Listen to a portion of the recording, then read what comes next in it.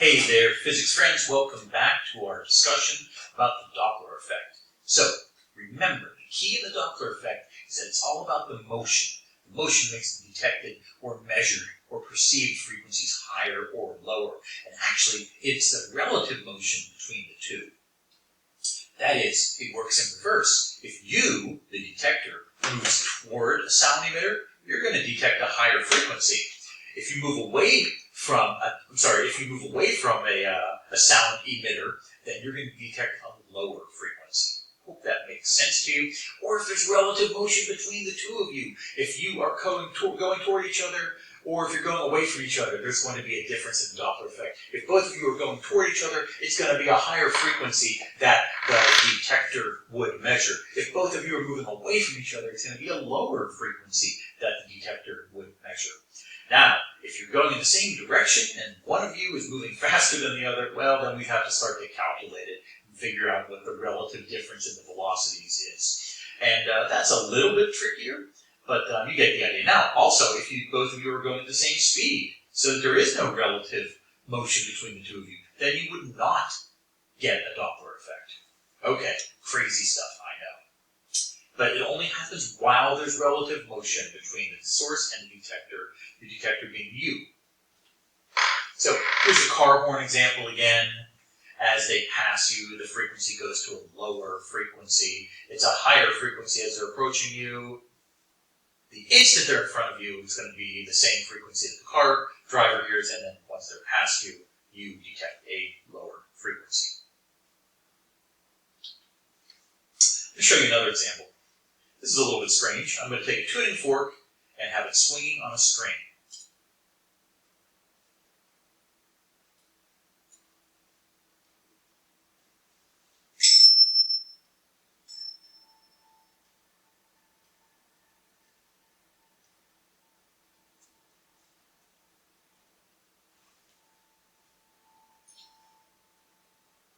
Could you hear that? A big change in the frequency as it spun around and around. So as it was going away from you, you were getting a lower frequency. As it came toward you, you get a higher frequency. Something similar, spinning buzzer.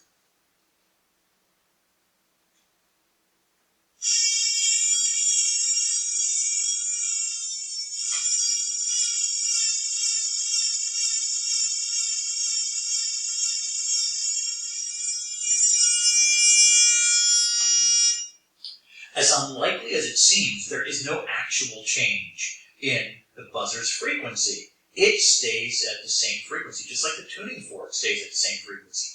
What you hear, however, is a Doppler shift, a Doppler change in it. When it gets closer or it's coming toward you, then you are going to get a higher than normal frequency, and when it goes away from you, a lower than normal frequency. There's a whole lot of other really good examples here. I actually just want to show you my favorite one. I really like this example.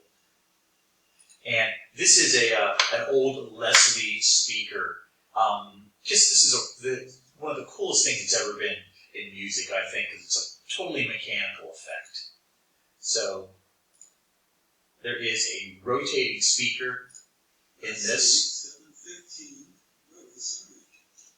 And just listen to the difference. There's the speaker cabinet. Now look down below. You see a rotating, it's actually not a rotating speaker, it's a rotating baffle, but it will give you the same effect. And on top, he's playing a Hammond organ through it. A classic rock and roll / church organ. And watch what happens when he kicks up the speed of the horn.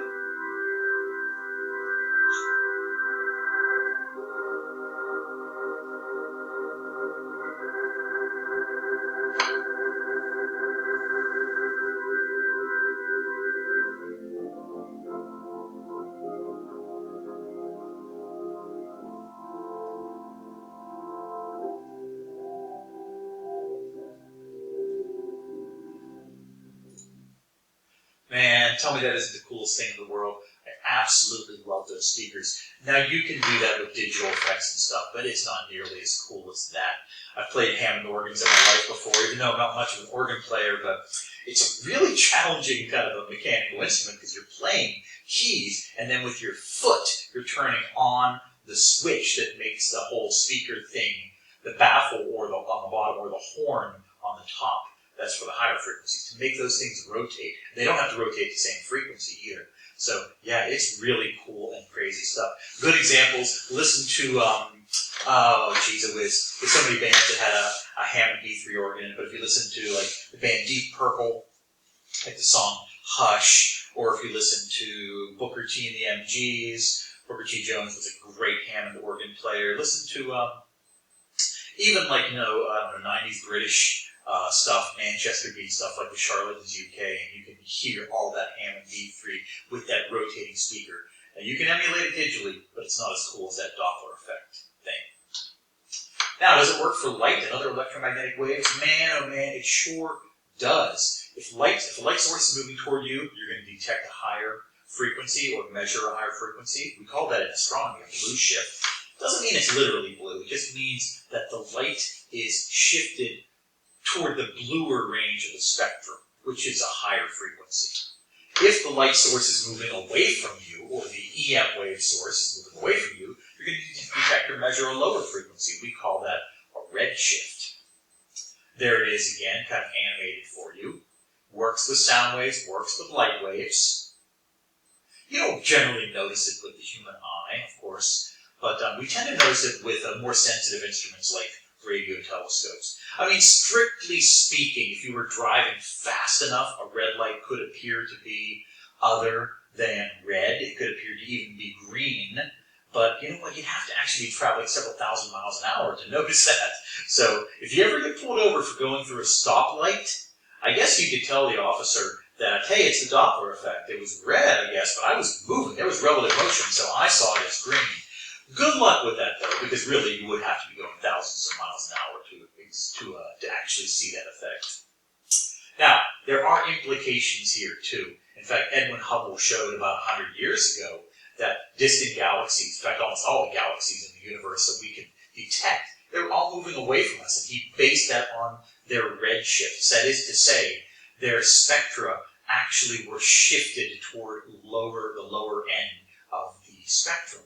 That is to say, they were all moving away from us. And he correctly deduced that the universe was expanding based purely on the Doppler shifts of galaxies. Pretty awesome. 100 years ago, Edwin Hubble. Yes, he, the namesake of the Hubble Space Telescope, of course, that was named in his honor. Something else is actually worth mentioning. About 9 years ago actually, the Nobel Prize in Physics was awarded to a local fellow by the name of Adam Rees, who is involved with the Space Telescope Institute on the Hopkins campus. It's now the Webb telescope that they are working on. But he was one of the 3 people who discovered that not only was the universe expanding, which everybody knew, but the rate of expansion was increasing. And it's actually accelerating, and that's based on what they believe to be dark matter and or dark energy. And that is kind of an awesome thing to win the Nobel Prize for, really. I don't know. I have this sticker in my office, and I think it's hilarious. So it's not funny for colorblind, I guess. But anyway, the sticker's blue. You were driving too fast. I should have put it on my car, but I like seeing it more than I need to have it on the back of my car. So anyway, I think it's hilarious. Also, one of my favorite T-shirts that clearly has seen better days. The front has a blue shift as you walk toward somebody, and as you walk away from them, red shift receding.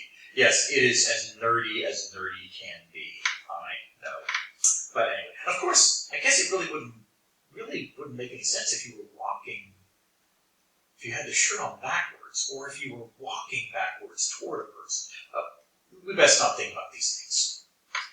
There's all sorts of other applications of the Doppler effect. The ones you are probably most familiar with, probably much to your dismay, is the use of Doppler radar in measuring speeding, like to determine speeding tickets, whether somebody should get a ticket or not. Here's how it basically works. A radar gun emits electromagnetic radio waves, and it hits a car. Now, if the car is not moving, the radio waves will bounce back at the same frequency. But if the car is moving away, the radio waves come back at a lower frequency. And based on the new frequency that it comes back to the radar detector with, you can calculate the speed of the car. And it actually doesn't matter if it's driving away from the detector or toward the detector.